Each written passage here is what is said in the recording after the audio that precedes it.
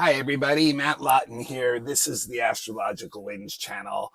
Gonna take a look at this episode at the astrological weather report for the week of September 30th through October 6th, and also the month of October, which actually doesn't have very much going on as far as the outer planets are concerned. So, yeah, the big thing this week is going to be the new moon and solar eclipse, our second eclipse of the second eclipse season of this year at 10-11 degrees Libra, and that's going to be conjunct Mercury, and that's going to be the main thing I talk about. We also have the Sun superior conjunction to Mercury in the South Node, Mercury square Mars. A couple things going on in October, like I said, a couple planets changing direction, and that'll be the gist of the blog this week. So just a little business first, bear with me here. The Astrological Winds channel is a free video blog that I've been doing as a YouTube channel now for several years. If you like what you see, I'd really like you to become a follower if you have a YouTube account. And don't forget to turn your notifications on so it notifies you when the blog comes up. And it is a free service. What I ask to pay back for it is that you pass it along to somebody else. You guys have been doing a great job. Please continue to do so. It really is, to me, the most organic, deep, holistic way to get the blog messaging out to people who really do want to hear it. So I really appreciate that. And remember, the blog was a podcast for years before it was on YouTube channel. It's still available on podcasts. Buzzsprout distributes it out there to a number of them. Just look it up on your favorite podcast, Astrological Winds channel. You should be able to find it out there. I know Apple has it on their iPodcasts.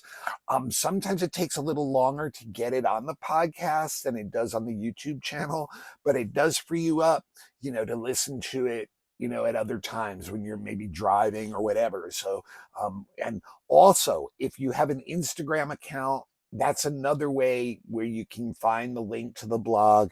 I put it there on Instagram. Astrological Winds channel has its own account, so become a follower there. Sometimes I put some extra material there.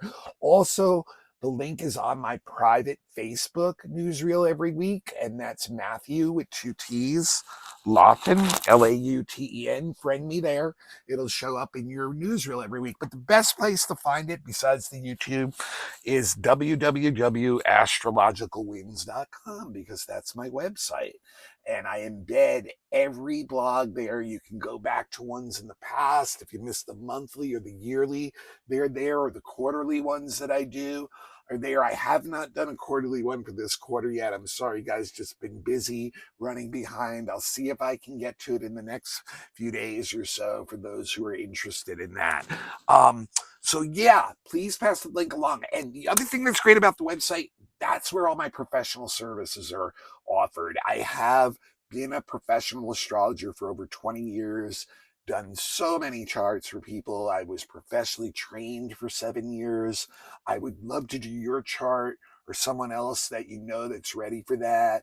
It's so important for you to know your chart and you carry it with you your whole life wherever you go. Also, other services like looking at your yearly report every year, services for groups too, all kinds of specific services like astrolocality, relationships. So check out the website for all that. The other thing is, if you'd like to support me as a patron with the blog, any donation that you give, either through Venmo or Cash App, every $5 you give to the blog enters you into a chance to win a free reading. So there's my Venmo at Matthew-Lawton, my Cash App, $Matthew Lawton. Just $5 helps out. Nothing's too small. Thank you so much for all of you who have given, but those are 2 great ways to support me. I'd really love to do your chart if you haven't had it done yet. It's so important, and like I said, with you your whole life. So anyway, let's get a little into this now.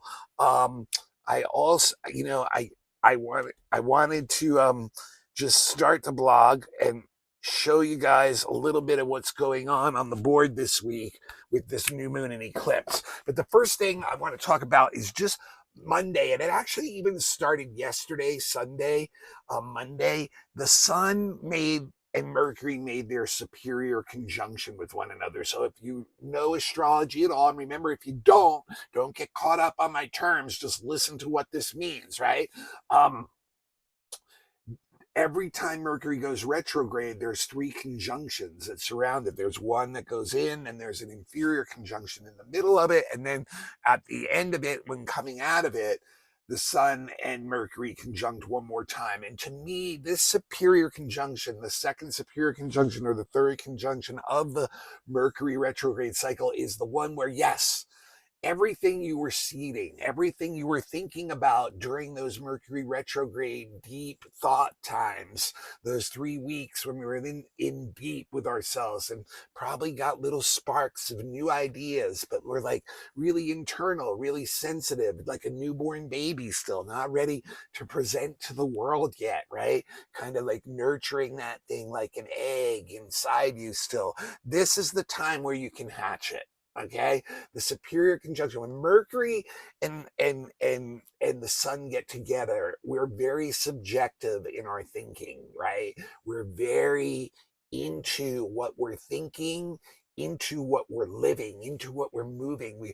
We're really down deep in our experiences, very subjective, right? But we still are communicative too. We want to get the messages out when Sun is conjunct Mercury, and maybe sometimes a little bit too wrapped up in our own messaging that we don't hear others so well. But it's okay because it's like almost the time of enlightened self-interest, get things going. So Sun conjunct Mercury is an excellent time for starting these new things, any of these new ideas, in particular, if they have to do with business or learning or information or new ways of communicating or traveling. But really, business is a great way to use this. If you have a new business you're ready to launch, or a new project or product line or whatever service within the businesses you have, this is the time to do that, right? To get it out, get your messaging out there,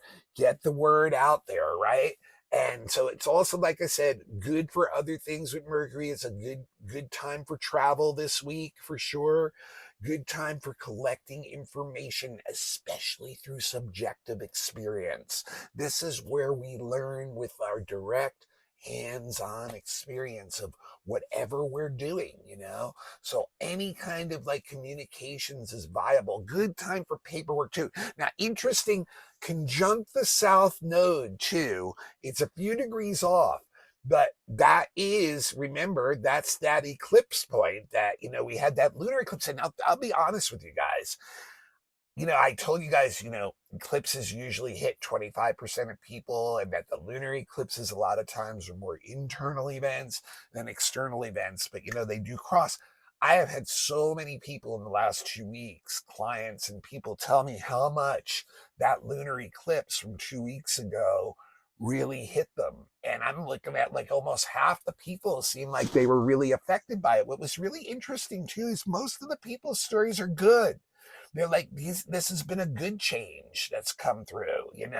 So here we are again, we're revisiting that point of that lunar eclipse from a couple weeks ago. So a lot of these new ideas and stuff may have been spawned during that period too, or are coming out of events that changed our life then. And now all of a sudden, wow, this is a new beginning. This is a new start. There's so many new things happening. So really amazing stuff. And once again, relating to something that might have recycled from our past because of the South Node.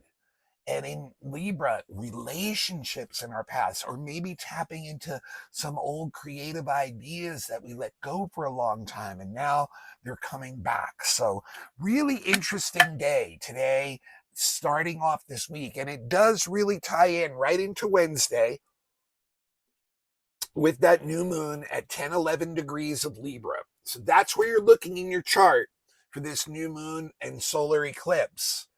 10-11 degrees Libra. What house is that in? That is where you're going to feel this affect you the most. And it's a new moon. So once again, just like the Sun conjunct Mercury in that superior conjunction, new beginnings, new moons are always time to plant our seeds, right? When planting new seeds. And in Libra, that's in relationships usually. New relationships, new ways of relating, new ways of going out and socializing and getting ourselves out there. We also can once again tap into new creative and artistic energy during this new moon. So this is like one where we're, really looking at that energy of relationships again. The relationship side of the chart is the big thing in this new moon, right? And it's conjunct Mercury, right? So that shows we can articulate our emotions very well. We can explain our feelings really well. In fact, our thinking and our speech and our thoughts, our communicating are colored by our emotions, but they're very deep that way. And when that's in Libra, that means we can share a lot more intimacy. We can get deeper and deeper into our relationships. So I think this is like really good energy for any new relationships that have started. And once again, they could be tied to the past because of that South Node being up there. They could be relationships from the past or things that are coming back from the past. So, and if nothing else, this new moon, like I said, gives us that artistic ability, like also to create harmonious environments for ourselves and our loved ones, for those around us. So, like, even if we're already in relationships, it's sweetening it up. It's making it sweeter. It's making it nicer. It's bringing in more depth. It's bringing in like, this is like how I really feel. Now, this eclipse is Saros series number 8. So it was born on April 1st of 1718, right? And remember, I've said this before, eclipses can be a big turning point. It can be like you're in one path in one direction in your life, and all of a sudden you go on to a new path completely. And a lot of times that can be brought in by events from the outside with a solar eclipse. They could be big events, like, once again, new moon. Eclipses can trigger large scale events, natural disasters, like what just happened in Florida, right? There's going to be a lot of new energy built into like having to, everything that happened during that hurricane going through Florida and hitting has changed a lot of people's lives, right? And it's going to change their relationships and things like that. So you can see that's a big shared event where a lot of people in one event had their life changed, right? That's the kind of energy an eclipse can bring in. And it can also bring that in on a personal level too. It can bring it in on a societal level too. In Libra, Libra wants peace, right? It wants harmony, it wants balance. But if it doesn't get that, it goes to war. So the problem with that in an eclipse and a new moon is that people who are at war, like the Middle East, what do we see happening? It's getting worse, actually. You back Libra into a corner about what it believes in, and you're not willing to negotiate and find peace and harmony, which is what Libra really wants, then it will be like the possum cornered. It will go into war and it will fight and it will fight, and it will get really intense. So, that's what that Libra new moon really wants, though. It wants harmony, it wants balance, it wants harmonious environments, it wants beautiful people and places surrounding it. It doesn't want the apple cart upset. It wants to bring peace and agreement and diplomacy to those situations. But if it doesn't get it, it will blow up. And so, going back to that Saros series, right? There's a lot of Mars and Saturn that was involved when this eclipse was born back on April 1st, 1718. So that means there's a lot of things that are like reaching their endpoints. There's a lot of cycles that are reaching completions right now, especially with the South Node on here, right? There can be separations, there can be endings that bring grief and sorrow. There can be endings that are like, hey, I need a new start, right? And we have to be really careful with this eclipse being married to Mars and Saturn initially too, about anything that's physically overstraining can hurt us, We have to take our moves slowly, go step by step. Anything impulsive can hurt us, literally physically hurt our body, so be really careful with the decisions and actions you make during this eclipse period too. Now, what's really great about this eclipse is the rulership stuff going on. And that's where we have this beautiful grand trine triangle. Venus, which is actually in Scorpio, in a sign that it is very uncomfortable in. I mentioned that last week, the week before, in detriment, right? Is the ruler of this new moon in Libra. Venus rules Libra, right? And so it's weak in Scorpio, but it's in a trine to Mars in Cancer, right? And Mars is also weak in Cancer. But what's really interesting about this one is that Venus is going to receive gifts from Mars because Venus is actually in Mars sign. And I actually don't have this right here. I'm sorry, you guys. Cancer.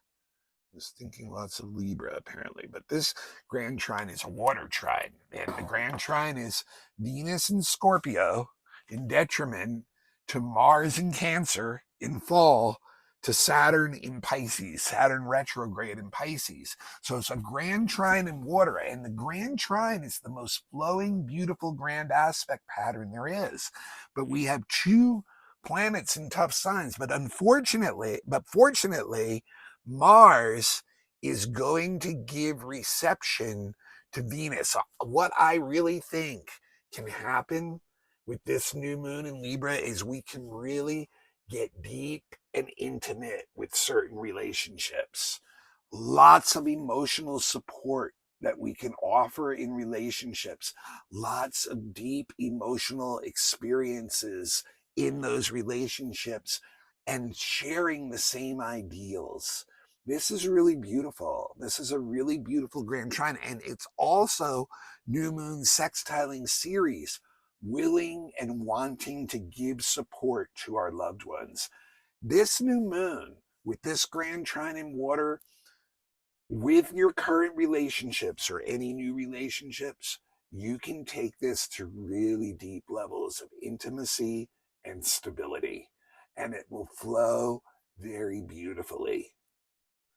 There's a lot of depth that can be shared. There's a lot of caring that can be shared. There's a lot of seeing things the same way.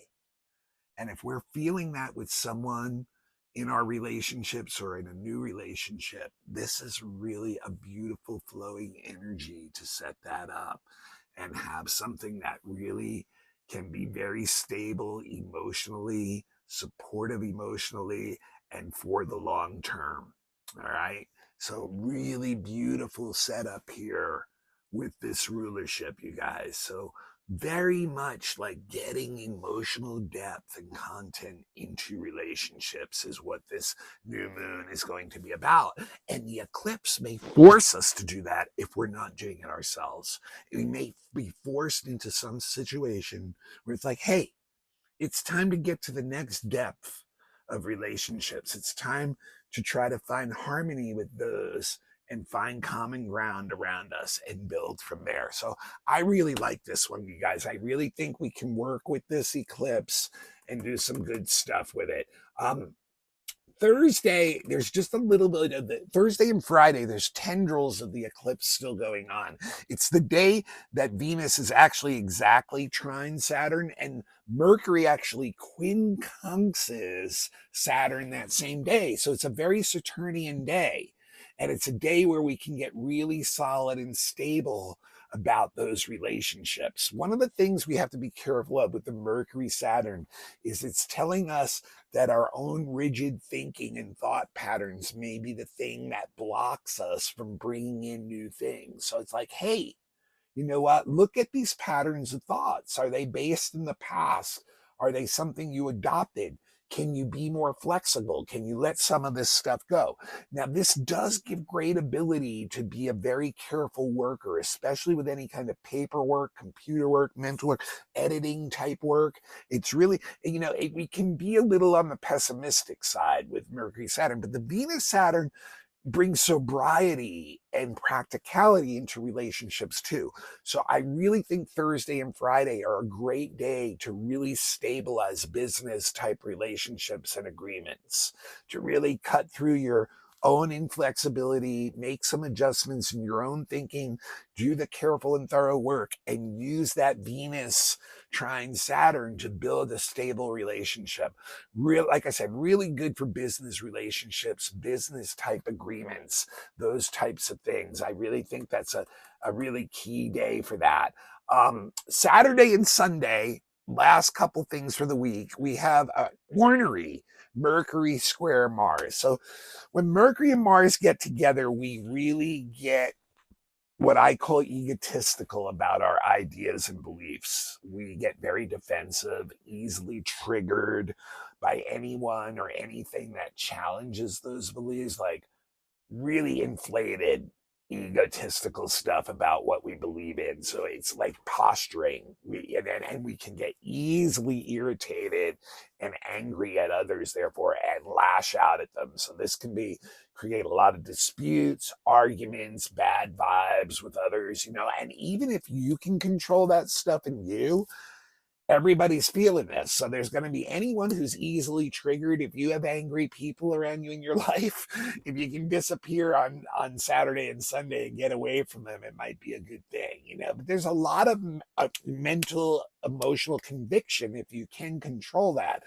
One of the other problems with that energy is it's very impulsive in its decision making, and we may actually regret what we decide very quickly, or even hurt ourselves physically, once again, with Mars involved. What's interesting too is the sun, which is now slipping behind Mercury, gets a little bit faster than the sun now, that we're getting out of that retrograde. Mercury really puts the wings on the feet and really starts flying. So it's getting in front of the sun, but then the sun is going to quincunx Saturn that day too. And that means to me, once again, it's our own rigid thinking that's probably creating a lot of the problems with the Mercury Mars. We may be blowing small things out of proportion next weekend, you guys. If you're feeling like angry inside, you're probably letting little irritating things bother you, projecting them out onto other people. And the Sun quincunx Saturn is saying, hey, once again, it's your own rigid thinking and patterns. Let in something new. Be a little more tolerant. Don't be so stuck. Let some of that stuff go, So, yeah, so it's like an interesting week, but I really think we can use this new moon, especially with relationships, to take them to new levels, or take new ones to places you haven't been to before. And really a great week for business too, getting new business ideas out there, hatching them. Now, just a couple things going on October. Remember, when I do the monthlies, it's just the outer planets that I'm looking at, and none of them are aspecting one another. We have two planets actually changing direction. And I've been warning you guys for a couple weeks or so now. Jupiter is going to go retrograde October 10th. Jupiter will go retrograde at about 22 degrees of Gemini, and it will go retrograde. It will remain retrograde until February 5th at 11 degrees of Gemini. So this is a time where we can really reassess the big plans that we have. In my opinion, you got to be careful with Jupiter and Gemini and the disconnection to the spiritual self and the emotional self. This is a time where we can pull back for these few months and make sure some of these grand visions we have in our mind, these mental ideas, these intellectual ideas, that they're not getting completely out of touch with the emotional and spiritual side of ourselves, and that we may be sacrificing some of our ethics. And it's also a time to look at those visions and get more careful about them, pare them down, edit them, figure out what to do. Also a time where we really look at our belief systems and may find out that they require some adjustments, our philosophies of life, the way we look at things like that. In society, we may see some issues politically with the law, things like that, take a step back. And then on October 12th, just like last year, because it moves so darn slow, Pluto goes direct on the same exact day as last year, this time at 30 degrees of Cap. And then on November 20th, as I've said over and over, it's going to go back into Aquarius for the next 20 years, basically. So we have this little period of time when the election is happening and a lot of repeating of the same stuff that went on in the last election, right? A lot of the same messaging we're hearing, a lot of the same kind of energy going on again. And so Pluto will go direct on the 12th and will eventually, on November 20th, slide back into Aquarius.